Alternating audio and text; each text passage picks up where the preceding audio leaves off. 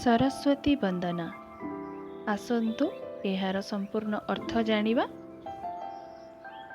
कुंद फूल, चंद्रमा, तुषार ओ मोतीहार भली धवल वर्ण जेउ विद्याधिष्ठात्री देवी सरस्वती जे श्वेत वस्त्र धारण करती, जहाँक हातरे वीणा दंड शोभा पाउथाए, जे श्वेत पद्मप उपरे आसीना, ब्रह्मा विष्णु शंकर ओ अन्य देवतागण जार सर्वदा वंदना करती, सेही संपूर्ण जड़ता ओ अज्ञान दूरकारिणी देवी मोते रक्षा करंतु।